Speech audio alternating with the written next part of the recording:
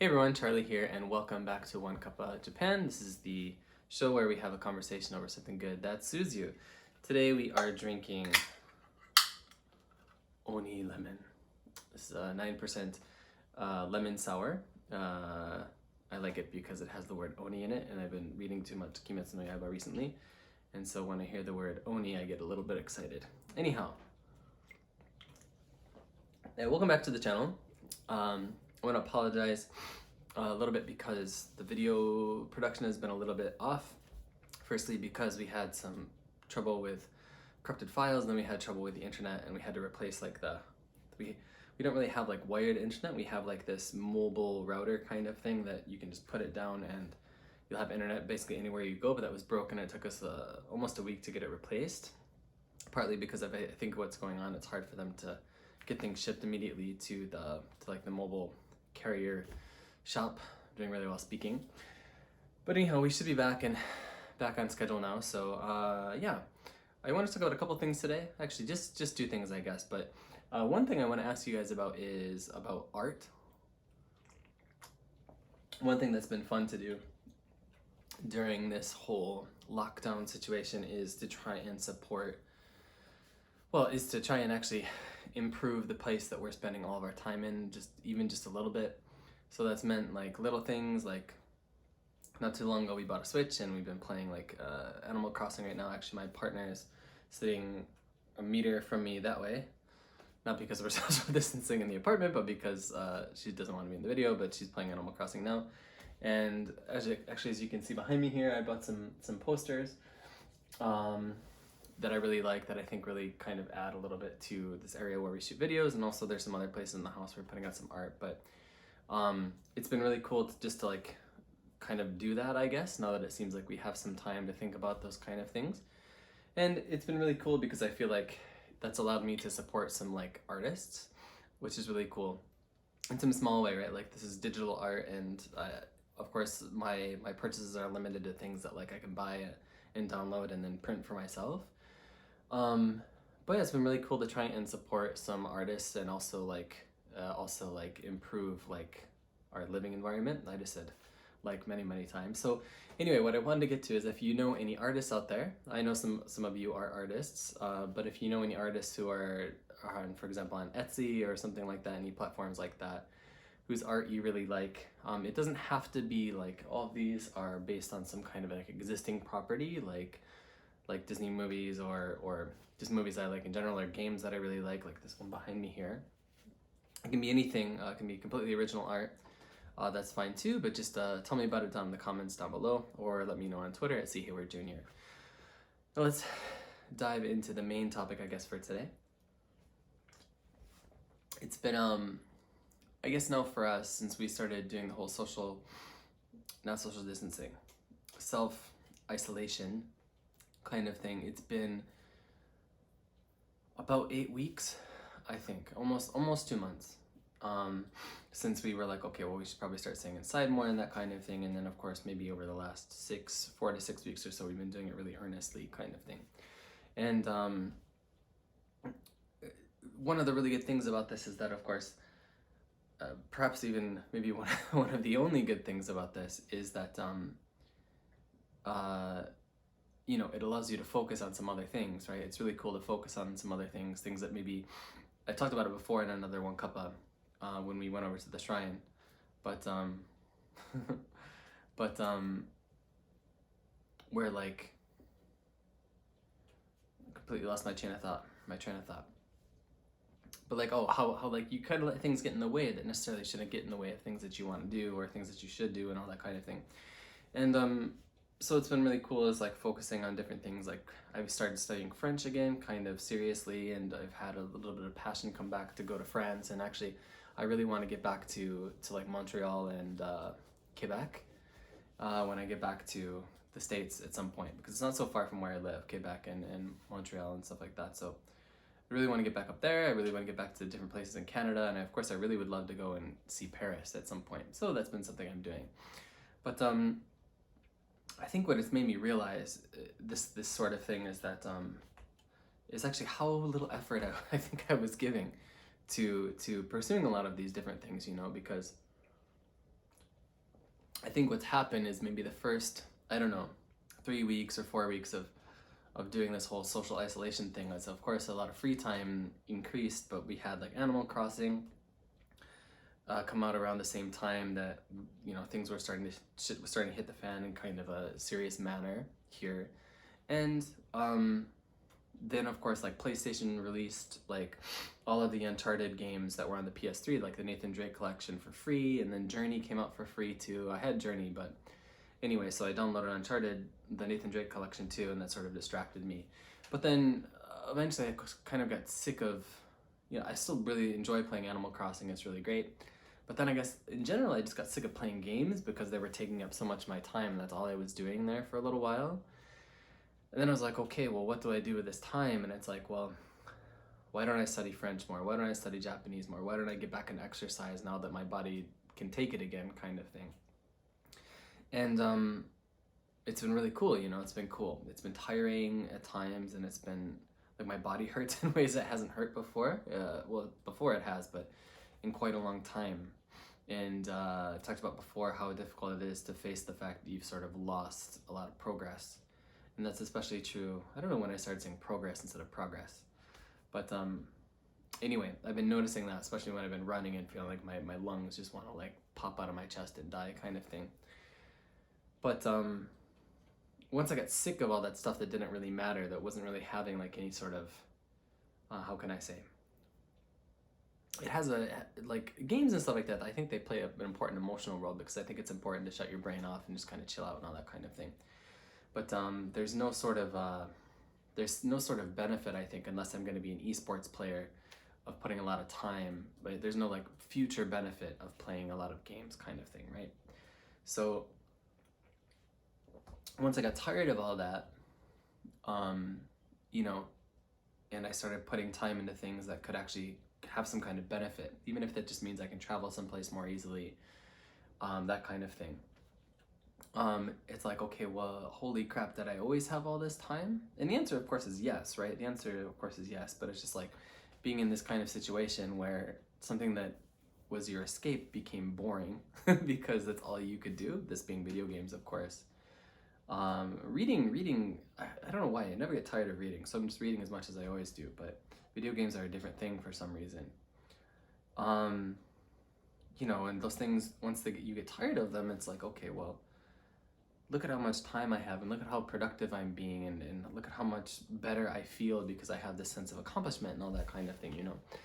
And yeah, it's a strange thing. And what it brought me around to thinking about is this idea of like self-help being kind of self-destructive. And what I mean by that is, like, I think particularly, I want to say right when I started university, so it would have been 2005, which is crazy to think about. But that's when, like, this whole, like, at least in my experience, I feel like that was when Facebook was just getting started, seriously, right? And at that time, Facebook was still just for university students. You had to have a .edu email address to be able to use Facebook. That was a crazy time, before the dark times, before my mother could use Facebook.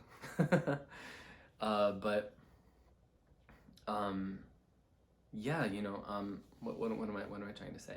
Yeah, so right around that time, right, probably because of Facebook and Twitter and stuff like that, and you had like people be able to start like sharing, well, any kind of thoughts, right, and that's both good and bad.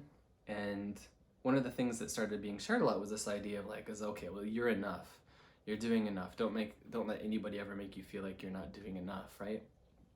And I think I bought into that philosophy, and to be honest, to some extent, I still buy into that philosophy, because there are times which there's nothing more you can do than what you're doing, right? There are situations like that, maybe because of your financial situation, or your social situation, or your physical, like your health situation, something like that, right? And there's nothing else that you can possibly do. And so that kind of idea of like, you know, be kind to yourself and realize that you are doing enough and there's nothing more that you can do than what you are already doing, kind of thing. I think that can be a really, really positive message. But one of the things I started to think maybe about, I don't know, a year ago, and maybe this whole situation has sort of firmed it up for me a little bit, is how kind of destructive at the same time that that message can be, you know? Because it's like, one thing I realized, like the other day I was, wasn't the first time that I thought it, but the other day I was looking at something on Twitter and it was like, it was from some celebrity, I don't remember who it was, but like the message was like, "You're enough, you're doing enough, that's it," that's the tweet, like one of those kind of tweets, right? And I was like, I'm really not. You know, I'm really not doing enough. And it was a realization that was sort of cemented by just how much time I have now, you know, how much time we have to do things, I think. And of course, it's a really privileged thing to be able to say, right? Because I've talked about it before. I'm in a pretty good situation here. Like as far as my job goes, like we have like 6 weeks of sort of like guaranteed holidays every year, and we still get paid our full salary for the month, that kind of thing, you know. And it's like, that's really, really good, and that's not a situation other people find themselves in, right? A lot of people in this situation are, now they don't have a job effectively, or they've been furloughed, or their hours have been cut to a point where they're wondering how they're gonna pay their bills and that kind of thing. And it's not a situation I'm in, so I wanna recognize that. So maybe what I'm trying to talk about here doesn't really apply to people in those situations, because they are enough, right? They are doing all they can possibly do. And you know, people in that situation should certainly feel like they're you know, they are enough, that they're worth being alive, you know. It's worth it for them to be alive, I think. But I just think sometimes, you know, it's sort of like, I guess when I started thinking about it last year was when I saw this message that was basically like, be kind to yourself and love yourself and all that kind of thing, which is an important message, right? Because there are a lot of people, especially young people now, who don't know how to do it because of platforms like YouTube and Instagram and Twitter being effectively grown into their neurochemistry, right? They just don't know how to be happy. And so I think that's probably why this thing has kind of started, is because people who are always on Twitter need those kind of messages, I think, because of things like Twitter. But I saw that message, you know, and it was like, be kind to yourself, you know, love yourself, that kind of thing. And of course, I think the loving yourself thing is a really great message. But I think we've come to a point now where I think we're almost too kind to ourselves. You know, like if I'm honest, probably if I had worked a little bit harder, if I had not been so kind to myself, probably I would not be in the same job I am now, right? And I've talked about all the things with the job, and it's not that I hate the job, it's just, you know, I feel like I've outgrown it, and probably that's an improvement I could have made in my life a little bit sooner had I not been so kind to myself. And kind can mean many things, right? Kind can mean just being nice to yourself. It can be avoiding causing yourself or anyone else pain, right? That kind of thing. And I think that's what it is a lot of time, is you don't want to cause yourself any pain or hurt or anything like that. Those mean the same thing. And that's what it is, you know. And it's the same thing. If I weren't so kind to myself, I would probably speak Japanese a lot better, right? Or I would probably not be back to like senior year of high school level of French, or, you know, I would not have gained like, you know, 6 or 7 kilos or whatever. Yeah, six or 7 feels about right. That kind of thing. And so I just wonder, you know, I wonder if this kind of this mentality and these kind of sayings that are certainly written with the best of intentions, right? Like you don't want people to feel like the weight of the world is so much that they have to like end their own life or something like that, right?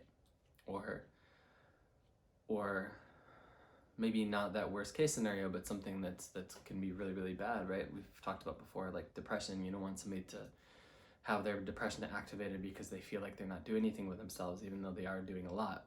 But in the opposite part of it, it's like, you know, how much more could we be if we were less kind to ourselves, I think, and not buying so much into that mentality. So I don't know, I guess I don't want to beat around the bush, and I am a little bit afraid of putting this out there, because I don't want it to seem like what I'm saying is that you should be really, really hard on yourself, and you should really, really kind of buy into that kind of older cultural mentality where it was like, okay, well, if you're not working hard all the time, if you're not giving every little minute of yourself to something productive, then you're worthless or something like that. That's not what I'm saying at all.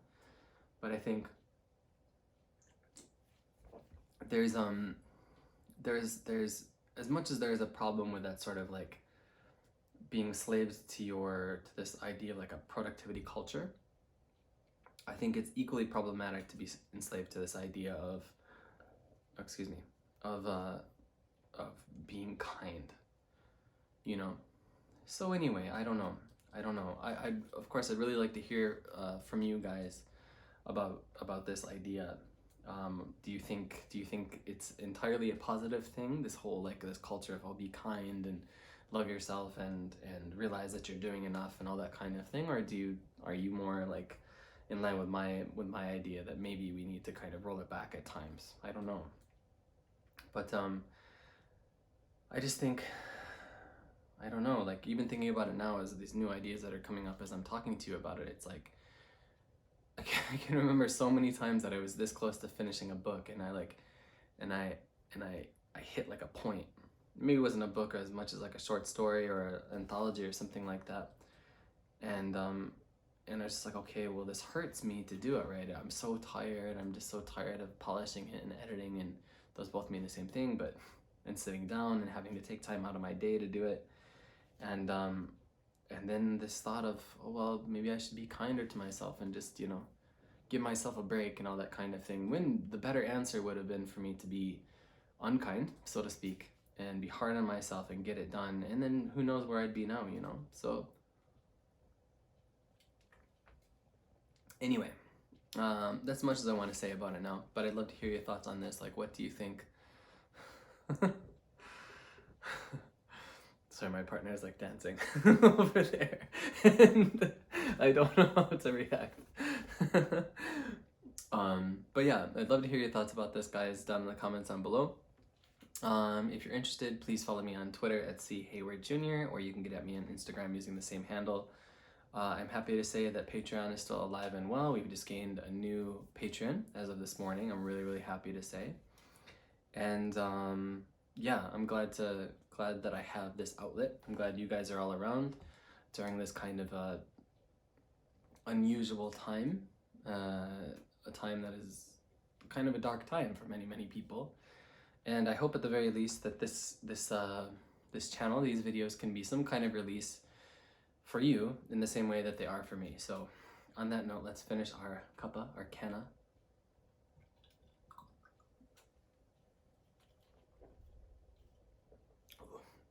It's gonna give me a headache later. And yeah, guys, thank you as always. One more time. Thank you as always for watching, and I'll see you all very soon indeed. Cheers.